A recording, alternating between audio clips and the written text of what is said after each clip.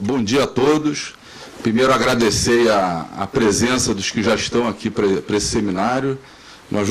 Estamos hoje retomando, né, mais um seminário sobre o pensamento do desenvolvimento. Então, primeiro, cabe aqui alguns agradecimentos.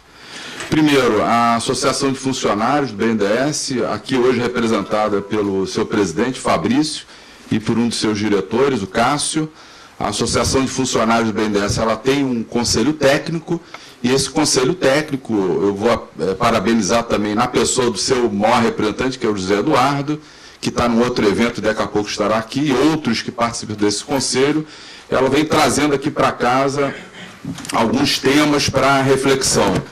O último seminário, ele contou com uma reflexão e uma discussão sobre a política industrial no setor de saúde, e hoje a gente vai discutir mais um tema extremamente importante para o país e para casa aqui, o BNDES, que é a política de conteúdo local.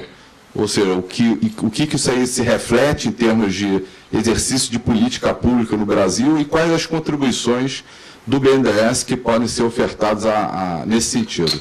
Queria agradecer também ao gabinete da presidência do banco, que ofereceu e ofertou a infraestrutura para que esse evento pudesse acontecer. Enfim, parabenizar os que estão aqui presentes.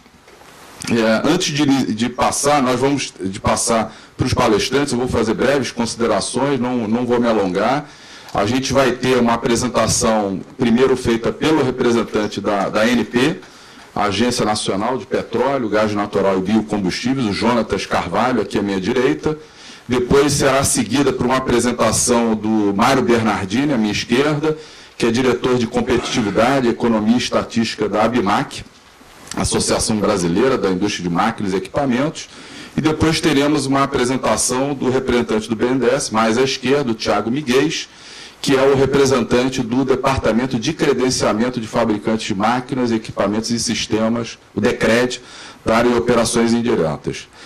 A título de considerações iniciais, eu queria só rapidamente colocar alguns aspectos que vão cercar as apresentações. Ao final das apresentações teremos o debate, claro, né? Mas é sempre bom colocar um preâmbulo inicial. A política de conteúdo local, ela é a cara para o país e é uma política que vem sendo exercida com eficácia ao redor do mundo. Uma questão interessante para a gente discutir quando fala da política de conteúdo local é exatamente a posição do país nas cadeias de valor, sejam globais ou regionais, ou seja, não necessariamente global, mas também regional. É uma questão que deve ser pensada, porque essa posição que o país pode ter em termos de vantagem competitiva pode exatamente dar a oportunidade da gente focar naqueles nichos onde é interessante ao país especializar a sua produção. Então, isso é o primeiro destaque que eu queria dar. Onde a gente pode ter competitividade? É na indústria toda? É em parte da indústria? Onde a gente pode se posicionar para que a gente tenha competitividade e possa exercer, de fato, política de conteúdo local. É bom também lembrar que o BNDES, em 2011, criou um departamento, né?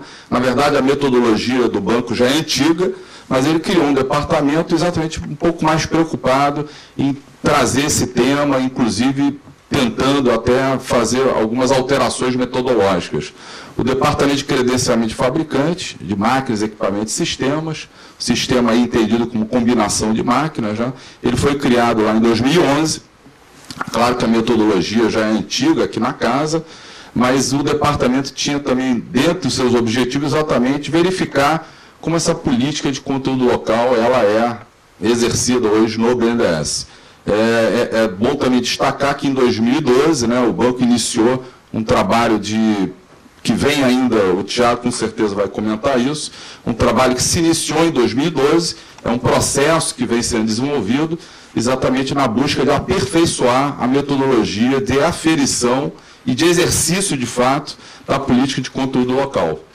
É até uma política interessante, aqui eu já estou provocando a casa, quem sabe a gente tem uma política de conteúdo local que possa, inclusive, ser debatida no Conselho de Administração do banco.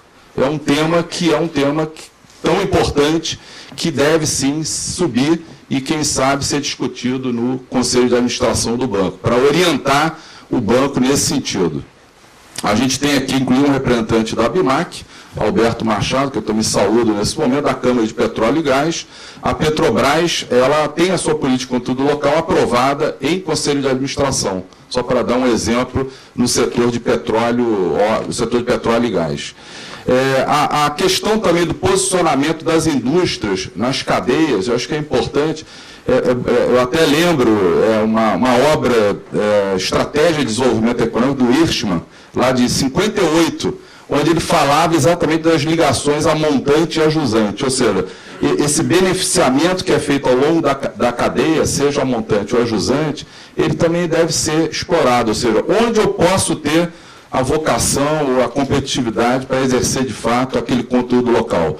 Talvez não seja interessante a gente ter um fabricante todo aqui, mas talvez o fornecedor desse fabricante. Então, todas essas discussões vão ser hoje tratadas aqui. Lembrando, só para dar um exemplo, que hoje, da nossa pauta, né, de exportações, 7 em 10 dos primeiros, cerca de 70%, ela é ocupada por produtos primários ou produtos intermediários processados com base em recursos naturais. É sempre bom lembrar essa questão.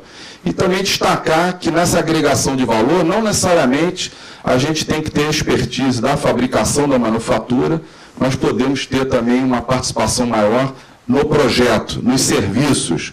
A gente tem um caso interessante, até para lembrar, um outro risco hoje que a gente tem no tratamento, que é a grande fragmentação das indústrias. É um caso interessante até citar o caso do iPhone. O iPhone é montado lá na China, né? Se a gente for pegar o caso do iPhone, montado na China. Mas cerca de 3,5% é o custo da montagem do iPhone. É isso que a China é responsável naquela montagem do iPhone. Mas 96,5% do custo do iPhone, ele vem de insumos e matérias-primas da Alemanha, dos Estados Unidos e da Coreia do Sul. Ou seja, a China exporta aquilo que é fabricado nos Estados Unidos, na Alemanha e na Coreia do Sul. 97% do custo do iPhone vem de matéria-prima desses 3 países. E 3% é a montagem lá feita na China. Então, e é ela que vai exportar o produto. Então, é uma outra questão também que vale a pena de destacar.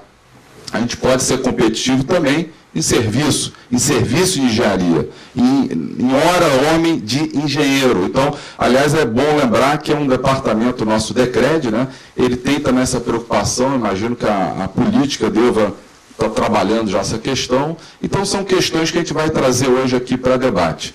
Então, sem maiores delongas, eu vou passar aqui a palavra para o Jonatas Carvalho, representante da ANP, para que faça a sua apresentação. Bom dia a todos, meu nome é Jonatas Carvalho, estou aqui representando a ANP. Primeiramente, gostaria de agradecer pelo convite, é um prazer estar aqui, realizando essa apresentação. E espero que seja uma oportunidade para a gente estreitar os laços entre essas duas instituições e a associação, a ABIMAC. O nosso coordenador, ele, infelizmente, não pôde vir e pediu que eu representasse ele nessa apresentação.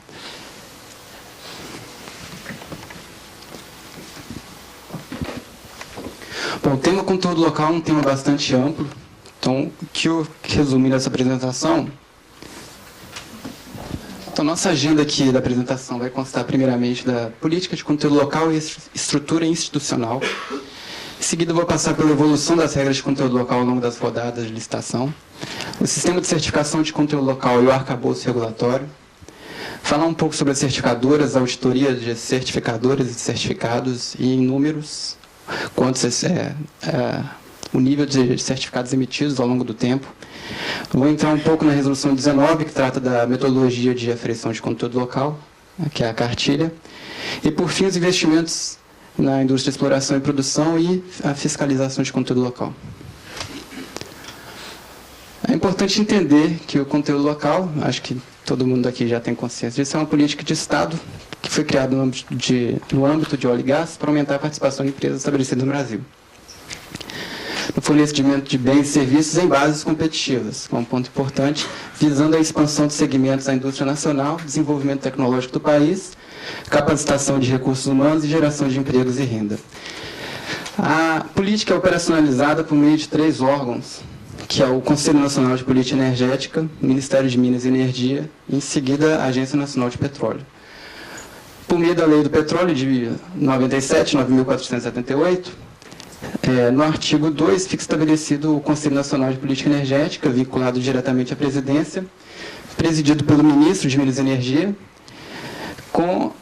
e eu ressaltei aqui 2 incisos dessa lei, que é a definição de estratégia e política de desenvolvimento econômico e tecnológico na indústria de petróleo, bem como de sua cadeia de suprimentos. E também é papel do CNPE a indução ao crescimento dos índices mínimos de controle local, bens e serviços a serem observados nas licitações. Cabe ao Ministério de Minas e Energia, que possui na sua estrutura a Secretaria de Petróleo, Gás Natural e Combustíveis Renováveis, propor políticas públicas voltadas para o incremento da participação da indústria nacional de bens e serviços no setor de petróleo e gás natural. Logo abaixo dessa secretaria tem um departamento de política de exploração e produção de petróleo. E uma das competências desse departamento é monitorar a participação da indústria nacional de bens e serviços e propor políticas que elevem essa participação em bases econômicas. Quando se fala em ANP, o papel é da execução dessa política, que vem de cima para baixo e que sofre também uma realimentação. A agência ela foi instituída pelo decreto de 98, com a finalidade de promover a regulação, contratação e fiscalização das atividades econômicas nas diretrizes emanadas pelo CNPE. No regimento interno da ANP, onde é descrita a competência da Coordenadoria de Conteúdo Local, eu destaquei aqui 3 incisos, que é controlar e fiscalizar o cumprimento dos compromissos de conteúdo local nos contratos de concessão, propor a regulamentação técnica relativa à certificação de conteúdo local e, por fim, promover estudos, pesquisas, análises e propostas para o aprimoramento do tema e sua inserção nas rodadas de licitação. Então, ocorre essa realimentação por parte da ANP ao Conselho Nacional de Política Energética, visando aprimorar as regras ao longo do tempo. Se formos olhar em retrospectiva as rodadas de licitação realizadas até hoje, a primeira ocorreu em 1999. Então, nós aí já temos aqui 16 anos de implementação da política nas rodadas de licitação. Observa-se que em todas as rodadas, o conteúdo local sempre constitui um peso para as ofertas. Esse peso sofreu uma variação ao longo do tempo. Da primeira à quarta rodada, esse peso era de 15%, 3% para a fase de exploração, 12% para a etapa de desenvolvimento. Na quinta e na sexta, esse peso foi levado a 40% na nota do leilão, 15% para a fase de exploração, 25% para desenvolvimento, e a partir da sétima, estabilizou-se em 20%, com 5% de peso para a fase de exploração e 15% para a etapa de desenvolvimento. Da primeira à quarta rodada, existiam alguns incentivos. Foi o início da implementação da política nos contratos, e o incentivo que permanece o mesmo nessas 4 rodadas era o serviço de engenharia relativo aos projetos, sistemas e unidades de produção. Então, esses investimentos realizados, eles contavam como 3 vezes na apuração de conteúdo local, no momento da fiscalização desses blocos ou campos. A oferta de compromisso de conteúdo local não tinha exigência mínima. O operador que participava do leilão, ele ofertava um conteúdo local global, que não era dividido em subitens ou itens. E a comprovação do conteúdo local realizado durante a fase de exploração e etapa de desenvolvimento dava-se por declaração de origem emitida pelo fornecedor. A multa pelo não cumprimento do conteúdo local no contrato, na primeira e na segunda rodada, era de 2 vezes o investimento não realizado de conteúdo local. Na terceira rodada, que aconteceu em 2001, e na quarta, essa multa sofreu uma alteração, passando a haver uma gradação desses valores. Então, ao final da apresentação, se for o caso, eu posso ver nessa tabela, mas o que acontecia é que, quanto mais conteúdo local se ofertava no leilão, e mais próximo se chegava, menor era esse fator. Ele variava de 2 a meio. Na segunda e a quarta rodada foram criados novos incentivos. Incentivos para serviços de análise laboratoriais de rochas e fluidos e processamento de dados geológicos e geofísicos, aquisição de unidades marítimas de produção e estocagem e o afretamento dessas unidades, desde que produzidas no Brasil. Na quinta e na sexta rodada, esse modelo evoluiu um pouco. O que aconteceu basicamente é que começou a haver os incentivos deixaram de existir e, em contrapartida, criou-se compromissos adicionais específicos. Então, de acordo com a localização do bloco, se era um bloco em terra, água rasa ou água profunda, começaram a haver índices percentuais de conteúdo local mínimo, dependentes da localização do bloco, e itens específicos para essas etapas. A comprovação de conteúdo local continuou sendo por meio de declaração de origem, e a multa sofreu uma atenuação.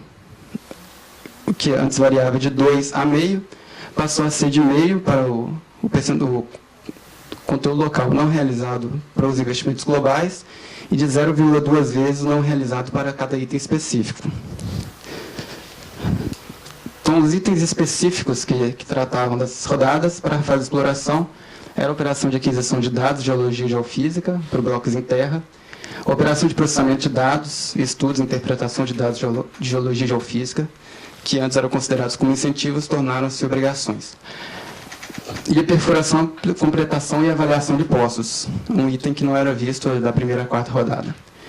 Para os blocos em mar, basicamente os mesmos itens, a operação de processamento de dados geológicos, geofísicos, e a perfuração, completação e avaliação de poços. No entanto, para os blocos em mar não era considerado, para fins de apuração de conteúdo local, as despesas referentes à aquisição de dados geofísicos efetuados em mar. Aqui são os índices mínimos que foram propostos na quinta e na sexta rodada. De acordo com a qualificação do bloco, a qualificação se refere-se a blocos em terra.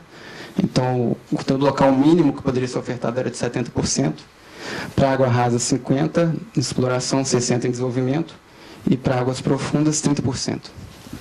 Esse modelo perdurou durante a quinta e a sexta rodada, quando houve uma iniciativa do PROMIMP, no desenvolvimento de uma cartilha, para poder fazer a padronização da aferição de conteúdo local dos bens e dos serviços. Esse trabalho foi em conjunto com o BNDES e originou uma cartilha que foi anexa aos contratos de sétima rodada, que essa cartilha é utilizada nos contratos atuais. O que mudou no modelo da licitação de sexta rodada para a sétima em diante é que começou a haver os conteúdos locais. Começou a haver uma tabela diferenciada para cada tipo de bloco, blocos em terra, água rasa, água profunda, com valores mínimos e máximos, assim como havia também um percentual de conteúdo local para o global dos investimentos. A metodologia de certificação passou a ser essa cartilha desenvolvida pelo PROMIMP, e a comprovação de conteúdo local começou a ser realizada por meio da emissão de certificados de conteúdo local, por empresas credenciadas pela ANP. Começou a ser uma certificação de terceira parte, não mais uma declaração do fornecedor. A multa por não cumprimento de conteúdo local se tornou proporcional à oferta e ao conteúdo local realizado, que varia entre 60% a 100% do investimento não realizado. Uma inovação que houve nos contratos de sétima rodada em diante foi a previsão contratual de waiver. Então, até a sexta rodada, se o operador não cumprisse com o conteúdo local, existia essa aplicação de multa.